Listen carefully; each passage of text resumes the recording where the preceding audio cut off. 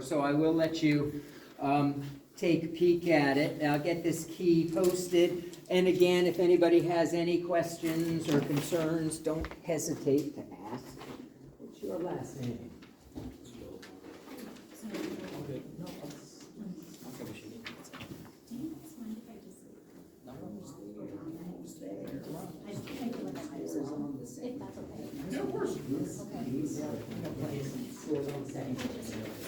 Okay.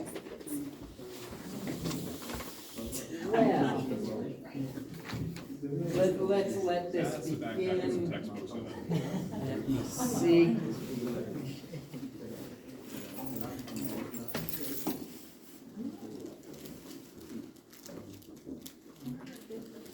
Okay, I do want to get ourselves moving forward. I tried to bring some things to amuse us. You may have noticed that yesterday I did post a homework 4. Homework 4 is now available. I've got it due next Sunday. And by the way, I do realize, and it is kind of high on my priority list, that I have not graded homework 3 yet. I felt that you probably would want the midterm before homework 3, so I jumped the order of things. But yeah. And so this homework 4, I suspect we'll cover the last of the material for it either today or maybe early on Wednesday. We'll see how today goes. And it does have another one of those MATLAB questions on it. Okay? Let's see. One more, can I give you a midterm? What's your last name?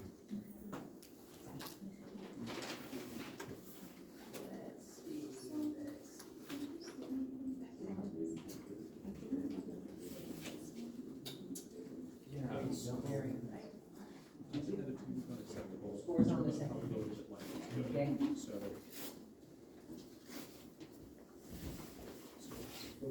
Okay. Well, so should we let this game begin? We want to finish up section 2.1 and 2. Actually, I think we're doing 2.1 through 2.3 kind of all at once. More in continuing on. Continuing in chapter 2. Really, we're doing 2.1 through 2.3. What happens is in 2.1 through 2.3, maybe even 2.4, they talk about discrete random variables in general, and then for some reason it seems out of order. But then in section 2.1, they talk about some specific types of random variables.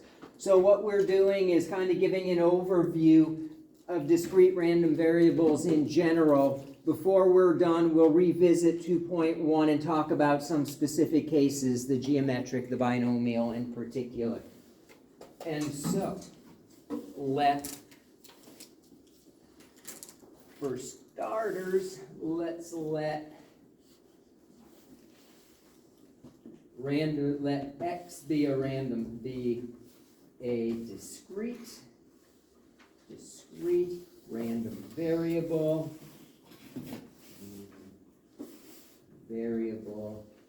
with probability function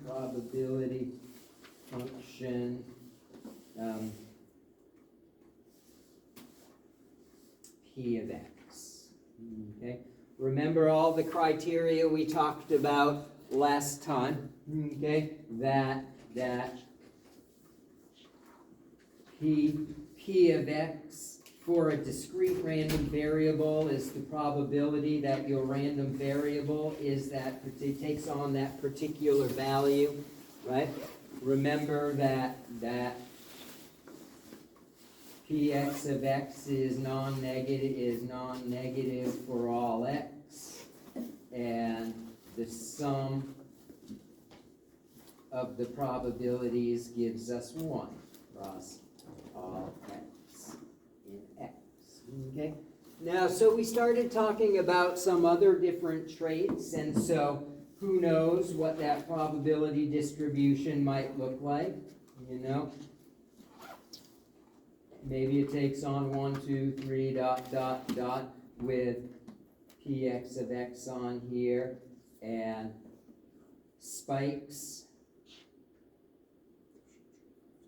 at the integers or at the whatever the range of that random variable is, something like that. So we talked about starting to wonder about this probability distribution in general. For instance, where's the center of it? How much diversity does it have? What shape does it have? Things like that. And before the midterm, we defined the mean.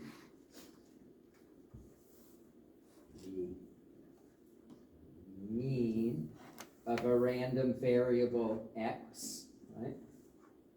As a precursor of things to come, I'll also say it's also known as aka the expected value of x.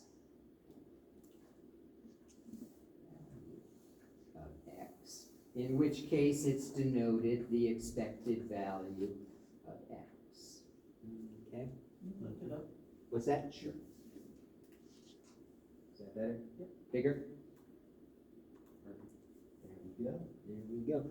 And when we talked about this expected value of x, the mean of x, its equation, the mean of x is denoted with the Greek letter mu. Very often you have more than one random variable floating around, so we'll subscript it by the name of the random variable. And that's the sum across all possibilities of the value itself times its probability. In other words, the probability serves as weights. Okay? Okay? And the mean is a measure of the center of the distribution. In fact, we may have even convinced ourselves last class that the mean is literally the center of mass, right? If you take those probabilities as their weights, right? In this picture here, 1 occurs quite a bit, roughly 2 times more often than, or 3 times more often than 4 does. So a 1 would be weighted more heavily, right? The mean is the center of mass. I'm guessing for this distribution, the mean is going to be somewhere down around here somewhere, right? And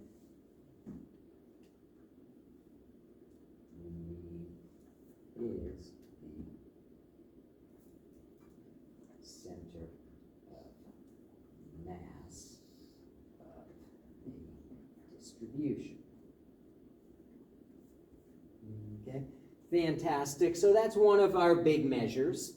And so that addresses where the center of that distribution is. The next one would be how much variation is there, right?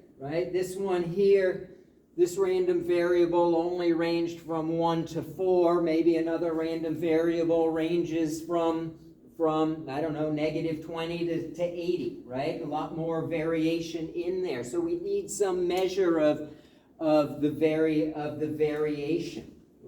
And you know, it makes sense to think about a deviation, right? Last class, and so a deviation is how far the value differs, or how far away a value is from the mean. But remember this is all before the midterm.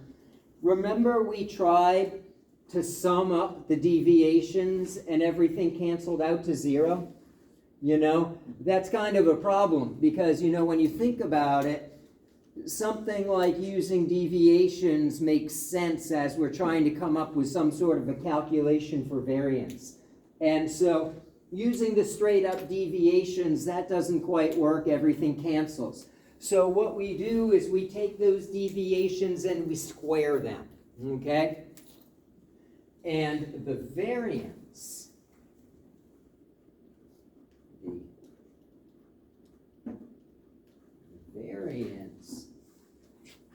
of x, okay? This is denoted as the Greek letter sigma squared, okay? That's a sigma squared. Okay, and what it does is, for all my x values, it calculates the deviation and then it squares it so that negative deviations become positive, right? And it weights it by their probability. Namely, the variance of x is the sum across all possible values that random variable can take on of x minus the mean squared times its probability.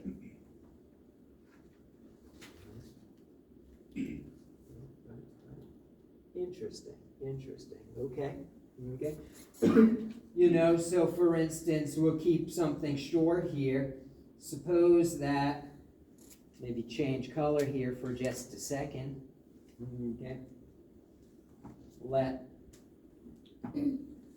y be a random variable with probability mass function, probability function as follows. Y can be, say, just as, y can be a 0, a 1, or a 2. We'll try to make it very short with probabilities. How about if we say 0.1, 0.3, and 0.6. Okay. So when you look at this probability distribution, do you think the mean is going to be bigger than or smaller than 1? Bigger than 1. Bigger than 1? Bigger than 1? You know, let's see. And so when I look at that, this random variable y can take on values 0, 1, or 2, right? With probabilities 0.1, 0.3, and 0.6, okay? So if you think about the mean as being the center of mass, do you agree that probably that center of mass is living up in here somewhere, right? Right? Kind of seems like it makes sense, right? Well, the mean of y is simply the sum across all y. In this case, y is going from 0 to 2 of y times its probability, otherwise known as weight. So I've got a 0 times a 0.1 plus a 1 times 0.3 plus a 2 times 0.6, and that gives me something like a, what is that? How about a 1.5? Does that sound about right? Is that about what that adds up to? 1.5. And so I see the mean, the center of mass looks like it's going to be about right there. Right? So, by the way, suppose I randomly generated many of these y values. Roughly 10% of the time it would generate a 0, roughly 30% of the time it would generate a 1, roughly 60% of the time it would generate a 2. If I did it many times and I took the average, right, that average would be about a 1.5, okay? Okay, right? And oh, this one here isn't the terriblest one. Okay, then the variance of y is the sum as y goes from 0 to 2 of y minus the mean of y squared times its weight.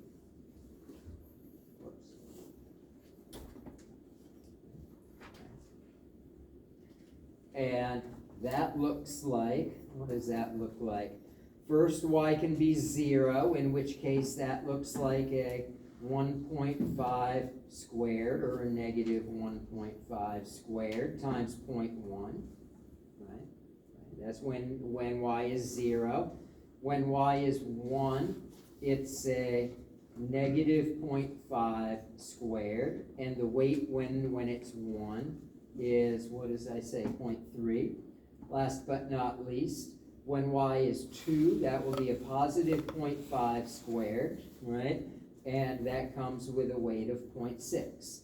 So the variance there is something like, oh, what is that? 1.5 squared times 0.1 plus, oh, what is that? 0.25 times 0.9, does that look about right?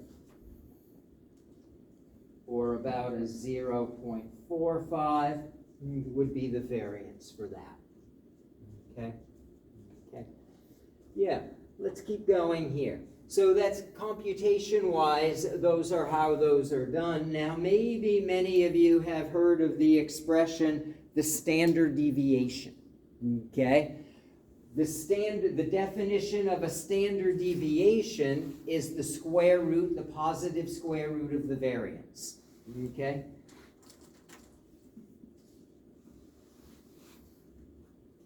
And the standard deviation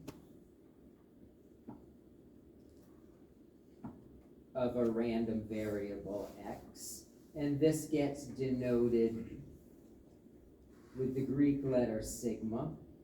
Okay, kind of, by the way, those choices of names.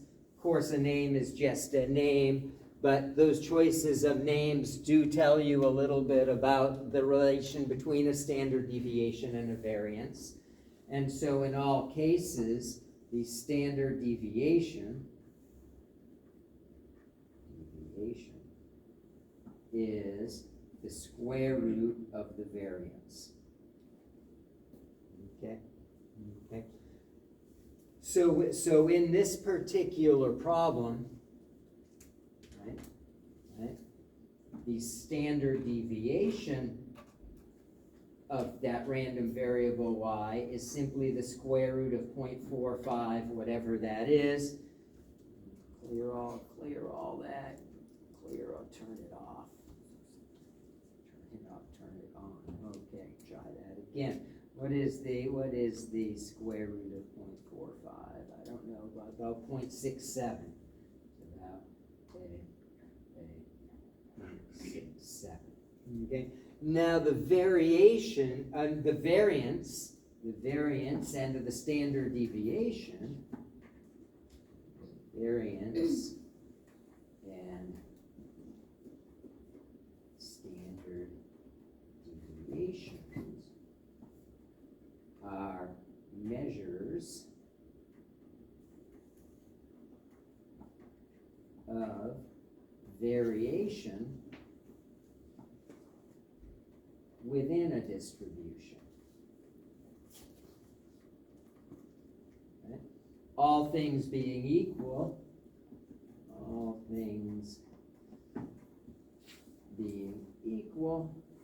the higher the standard deviation,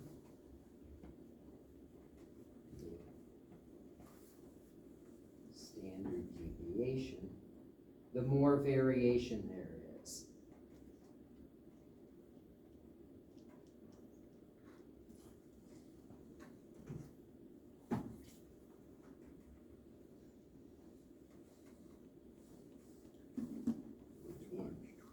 Distribution. Okay, awesome. How's that feel so far? Now, these are a little trickier to wrap our heads around. You know, first off, you might even wonder why we have two measures, a variance over here and a standard deviation over there. I mean, they're only square roots of the differ from square roots, right? Right? Square root function is an increasing function. So if you know everything about the variance, you know everything about the standard deviation. The way it works has to do with the units of measure, okay? The variance, by the way, is super important in terms of the underpinning mathematics behind probability and statistics. The variance is related in a mathematical way, okay? We'll see that actually in a second. But there's a problem, you know? And it has to do with the unit of measure, you know? And so, I don't know, this is a silly example here, but suppose that y is in meters, right? If y is in meters, then what's the unit of measure on the mean? It's still meters. It's still meters. By a scalar. Yes, that's 100% right. So if y is in a particular unit, the mean preserves that unit, right? But if y is in meters, what's the unit of measure on the variance? Unit squared. Unit squared, right? So there's a mismatch in terms of units between the variance and real life. Then we take the standard deviation, we take the square root of the variance, and what are my units? We're back to what we started with, right? So when you're working with probabilities and distributions and real life things, the standard deviation is the tool, right? The mean and the standard deviation, they both have the right units of measure. They're coupled together in certain ways. In terms of, if you take a mathematical statistics course where you're proving the theory of math, the game changer is this variance, okay? So that's why they're both there. That standard deviation, they're both measures of variation. You notice what they're doing is, well, we're starting from this, we're taking how far each value is away from the center, multiplying it by its probability and adding it up. So by the way, the further y's are away from their center, the bigger that term's going to be, the bigger the variance is going to be. So the bigger the variance, the more variation there is in there when you think about it, right?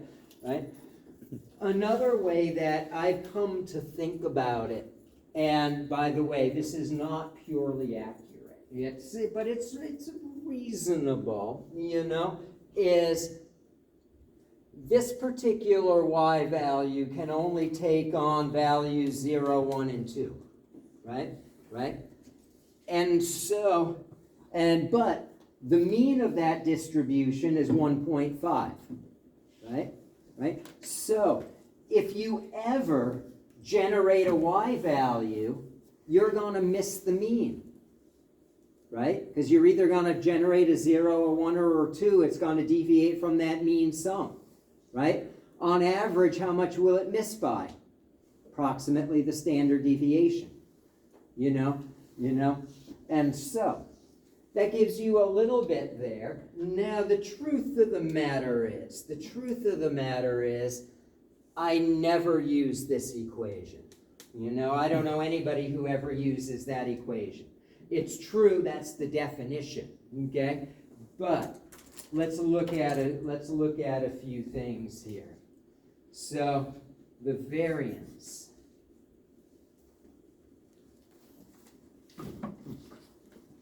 Yeah, first off, before I get there, let's talk about this. We'll get there in a second, yeah. But I mentioned early on here that the mean goes by another name. It's known as the expected value of x. Okay?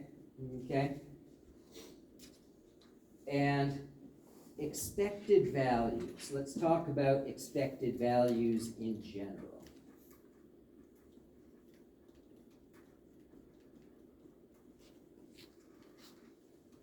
Okay? Expected values.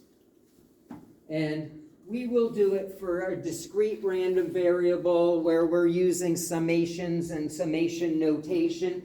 this whatever we're saying now is actually going to turn out to be exactly true for continuous random variables. Those proofs would be using integrals instead of sums, but they work the same, right? Right? I mean, isn't an integral just a fancy way of saying a big sum? Right? Right? At the end of the day, or at the beginning of the day before you get started, right? So let's let x be a discrete random variable. Oh, I like always being precise, at least to start with. Probability mass function e of x. Okay. Okay. Let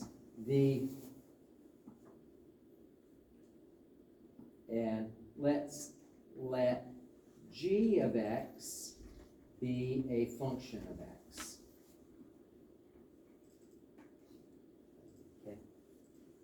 Okay. The expected value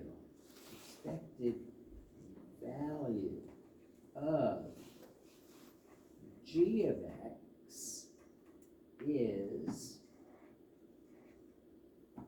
the expected value of g of x for a discrete random variable is simply the sum across all x that random variable can take on of the function evaluated at x times the probability. Okay? Okay? Right? And so, for instance, the expected value, where am I in my notes here? I should pull up notes once in a while. Okay. So for instance, the expected value of x. Expected value of x. Well, in this case, g of x is simply just x. Right? Right? Is the sum across all x of simply x times its weight. Right? Right? This is known as the mean. Okay? Okay? It's also known as the first raw moment. Okay? And the expected value of x to the k is simply, now g of x is this function x to the k of x to the k times its weight being the probability, right?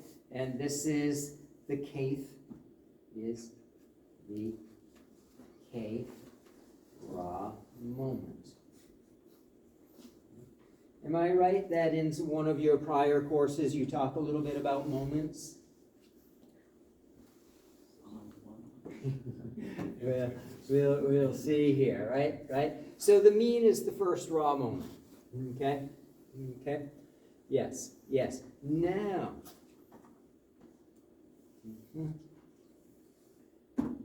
Does k have to be an integer? no, it doesn't. It doesn't, as a matter of fact. It probably makes sense for at least to be a rational number, but and I suppose that depends on a lot of other things, like what are the range of values x could take on? Can x be negative or is it strictly positive? There might be other restrictions like that, right? And so those are our raw moments, okay? And there's an infinite number of these. The expected value of x minus mu to the k is, again, hopefully you're seeing a pattern here, the sum across all the values x can take on of your function. Our function here is x minus mu to the k. times its weight, right? This is the kth centered moment.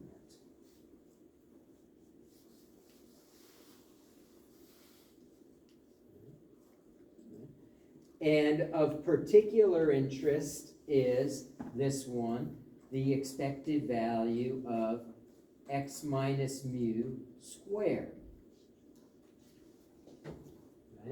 Right? Which, of course, is that expression in k is equal to 2. That's known as the variance. This is the variance, the second centered moment. This is known as the variance. Okay? And like I said, there are an infinite number of you can take the expected value of any function of g. Okay? These are some of the more common ones, right? By the way, you know, we talk in this class about the mean and the variance, right? But don't forget that the expected value of x minus mu cubed, for instance. Now a deviation cubed. Don't forget, by the way, the higher the power k, the more weight it puts on those extreme tail events. Am I right about that? Do you hear what I'm saying when I say that? Right? The higher the value of k, the more it's going to inflate when these differ by a lot. So the extreme value, the higher k is, the more extreme values get weighted more heavily, right? So, for instance, the third centered moment, the expected value of x minus mu cubed. Well, don't forget, when you cube a number, negatives remain negative and positives remain positive. So that third centered moment is a way to detect whether your distribution is skewed, right? Whether it's skewed upward or skewed downward or symmetric, right? The expected value of x minus mu cubed can be used to help kind of pick up patterns like that, right?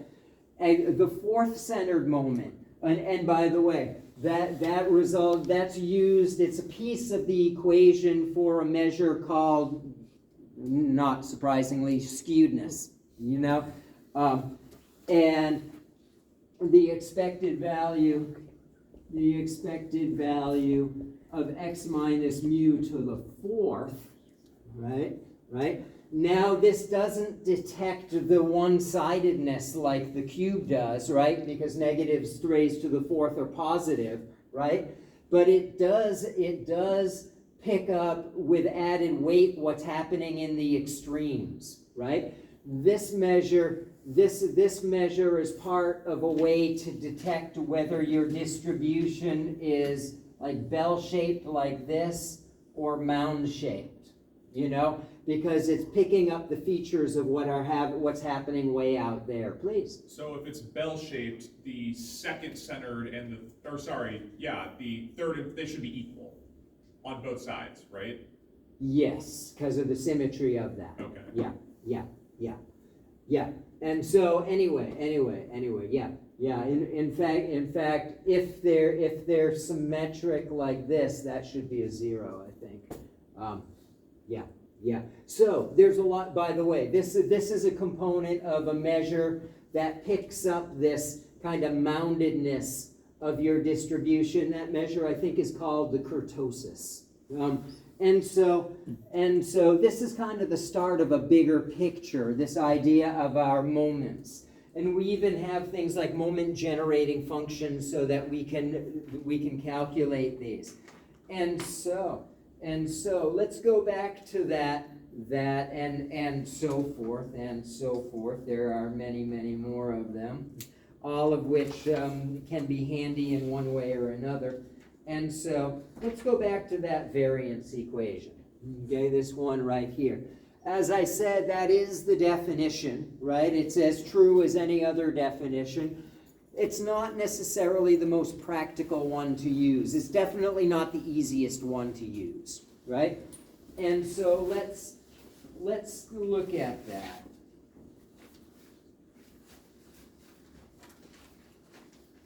See if we can do this. The variance,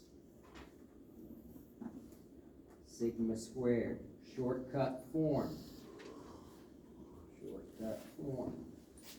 Okay. So the variance of a random variable, call it x, is the expected value of what is it? Box x minus the mean of x, quantity squared. And that is the sum across all x of x minus the mean of x, quantity squared, times its weight. Okay? Okay? Right. By the way, that's what we did in our first example to start this game off. Oh, Andy.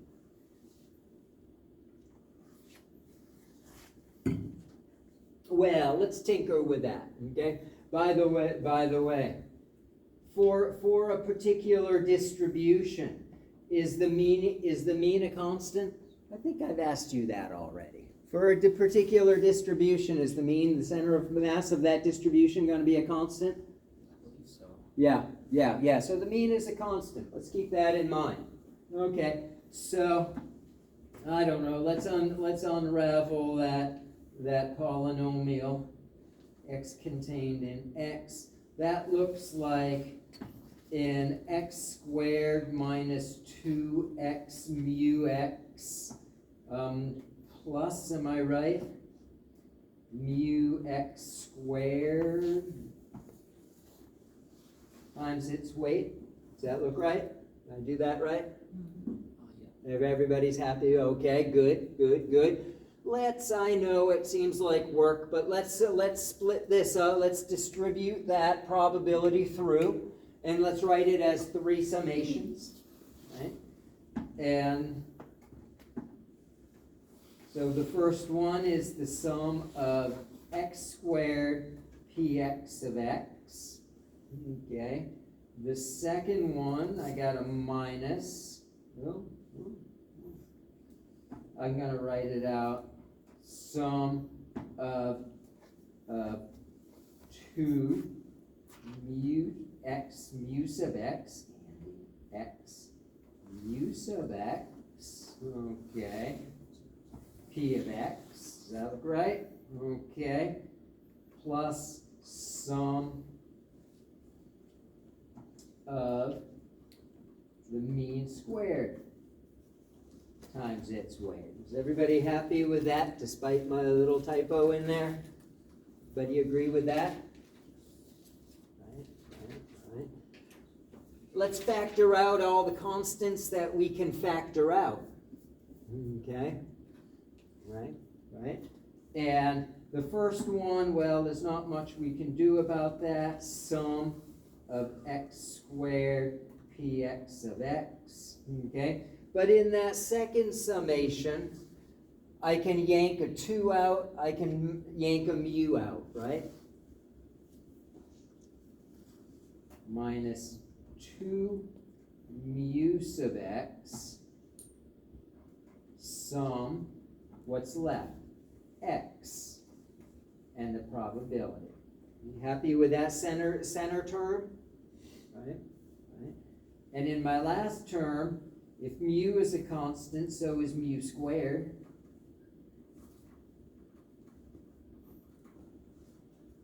How's that look? Do we all agree with everything written there? Right? And now, what do we see here? Okay. First off, what is that summation? That should be 1. And it shouldn't, not only should it be, it is. Yes, it is, right? Right? Sum across all the probabilities have to give you 1, right? Right? What is that? X times 1. You can pull. It's not x times Oh. 1 because x and p of x are both changing with x. Right? But it's something you might recognize. Isn't that mu? Isn't that mu? Is that mu? That is mu. That is mu. There's mu sub x. Okay. This one here, you want me to drag that one along for a little bit longer, or do you want me to put you out of your misery on that one? Old yeller me. Yeah, let's see. This one here. Does anybody know what we might call that? Rx squared or It's the expected value of x squared. The expected value of x squared. Y'all happy with that? Right. Isn't that's our definition right there. Okay, so, you know, what's this? What is this? This is the expected value of x squared minus 2 mu sub x squared plus mu sub x squared. Last I checked, that's the expected value of x squared minus mu sub x squared. That's the a shortcut version for the variance.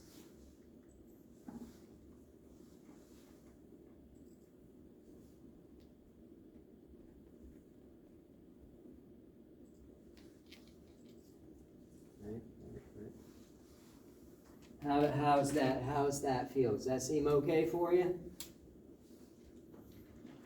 Right? So by the way, when we had that last example just a second ago, and y was a 0, 1, or a 2, and I can't remember, what did we say the probabilities were? 0.1, 0.3, and 0.6, right? We said that the mean of y was the expected value of y is the sum of y times its weight, right? Or 0 times 0.1, I'm just copying what I wrote a second ago, plus 2 times 0.6, and I think we said that was 1.5, right? Now to get the variance, you know, when we did it before,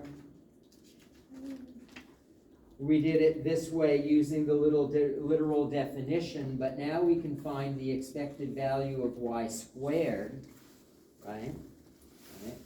And the expected value of y squared is 0 squared times 0.1 plus 1 squared times 0.3 plus 2 squared times 0.6.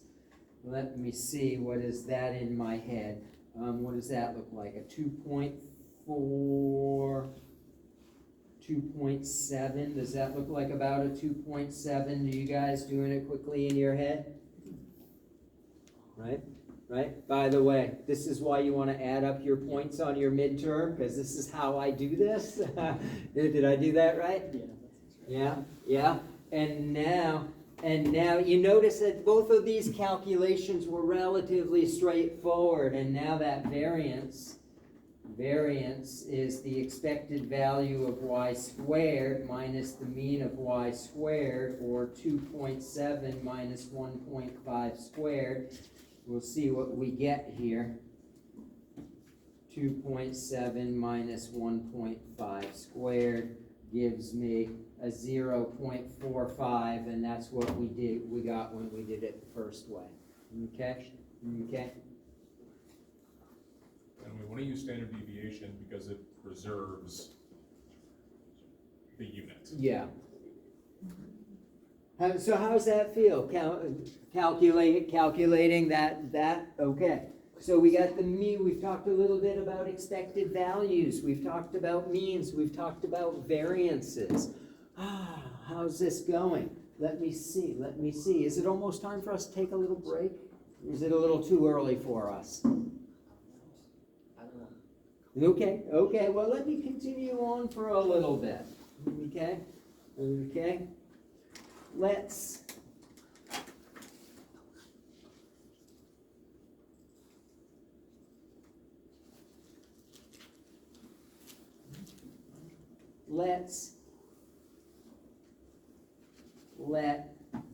let x be a random variable, again with a probability mass function piece of x. Okay. What is the expected, and let y be a function of x, specifically a linear function of x, ax plus b. Okay. What's the expected value? What's the expected value of y? What's the variance of y? By the way, this symbol right here, variance, I could write it that way. A lot of times you'll see in the book VAR for variance or just a V for variance. I've seen them both. Variance of y. Okay. And so all we know, by the way, is x. Okay? And so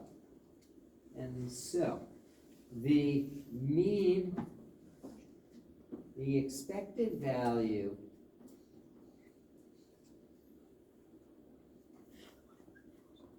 y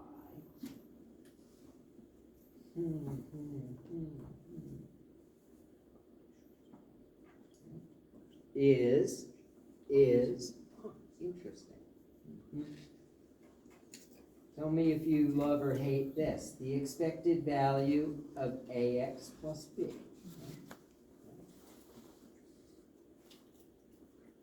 How's that sound? Does that sound okay for us? Right? And that is, it's just a straight line. It's just a linear transformation of x. Right? Like x is temperature in Fahrenheit and y is temperature in centigrade. That's all it is, right? And so, but that's going to be the sum across all my x values of ax plus b times its weight. You notice that although we started out talking about y, since it's got a functional relation with x, we can convert to x in this notation, right? And similarly, that's the sum of ax px of x, okay, plus the sum of b px of x, okay, right? But we can factor an a out.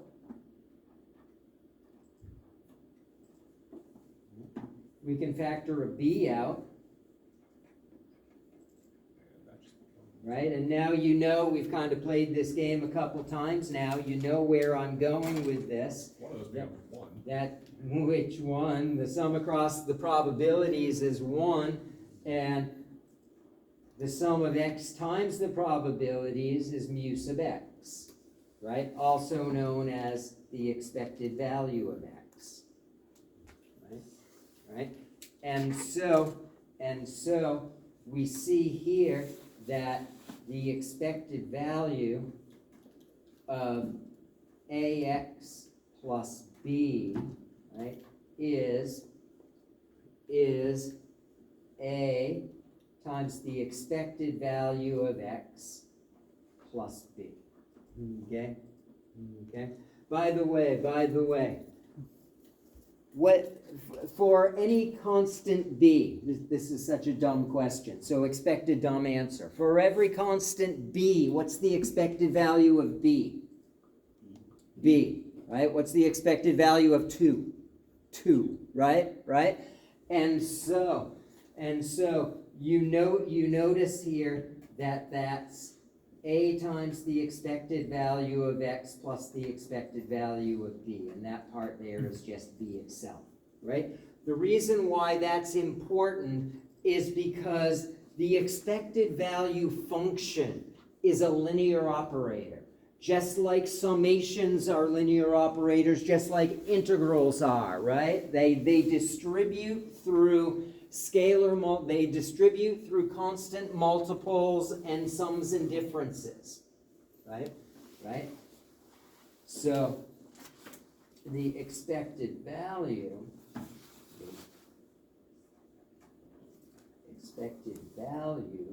function distributes through, whoops, I'm running out of paper here, sorry, I vowed to never do this, sums, differences, and constant multipliers.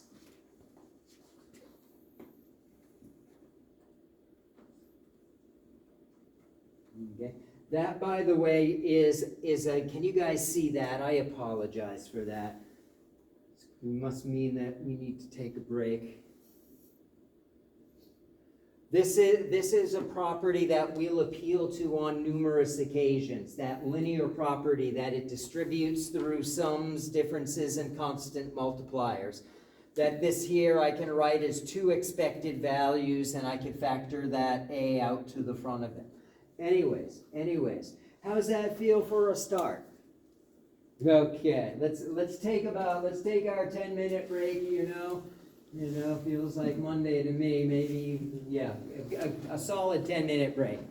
Are there any more midterms I can give that? Yes. I'm gonna go, dude. Yeah. What's your last name? What's that? O-R.